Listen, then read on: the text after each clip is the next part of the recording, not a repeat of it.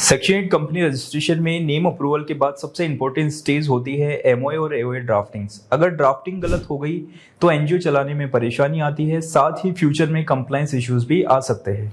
Hello viewers, I am Akash Sharma and welcome to our NGO practical series part 5। इस video में हम समझेंगे MOA और एओए क्या होते हैं, ये कैसे ड्राफ्ट किए जाते हैं और इनमें कॉमन मिस्टेक्स क्या होती है। एमओए जिसका full form memorandum of association होता है।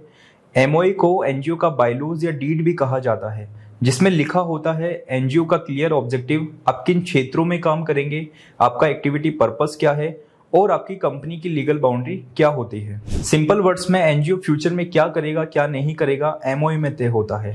एओए जिसका full form articles of association होता है। एओए आपकी एनजीओ की रूल बुक है, जिसमें ये लिखा होता है कि एनजीओ कैसे चलेगा, डायरेक्टर्स की पावर क्या है, मीटिंग्स कैसे होगी, फंड कैसे मैनेज होंगे, मेंबर्स की ड्यूटीज और राइट्स क्या है। यानी एनजीओ की इंटरनल मैनेजमेंट एओए से चलती है। अब बात करते हैं कि एमओए और एओए बनाते समय हमें कौन सी बातों का ध्यान रखना चाहिए। पहले हम मेमोरेंडम में ध्यान रखने वाली बातों को कुछ सिंपल पॉइंट्स में समझते हैं। Point number first, object close. ये एमओए का सबसे महत्वपूर्ण हिस्सा होता है। ये सेक्शन 8 कंपनी में लाइसेंस अप्रूवल का आधार है।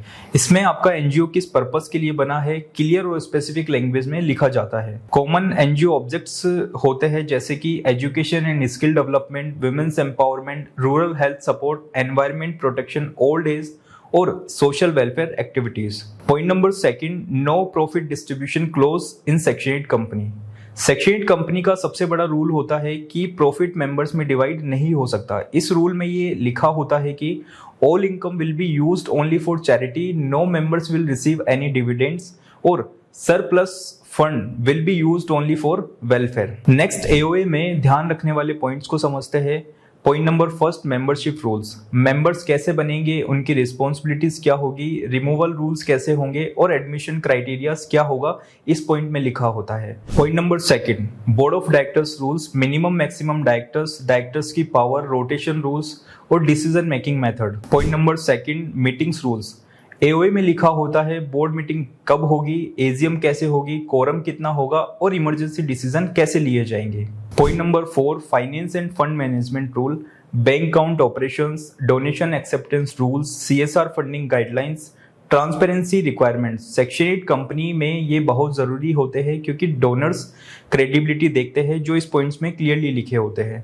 Point number 5, alteration rules. अगर फ्यूचर में ऑब्जेक्ट्स या रूल्स चेंज करने हो तो कैसे बदलाव किए जाएंगे, ये एओए में क्लियरली लिखा जाता है। एमओए और एओए सेक्शन 8 कंपनी के सबसे सेंसिटिव और टेक्निकल डॉक्यूमेंट्स होते हैं। गलत ड्राफ्टिंग, लाइसेंस रिजेक्शन, बार बार क्यूरीज, पूरी प्रोसेस डिले।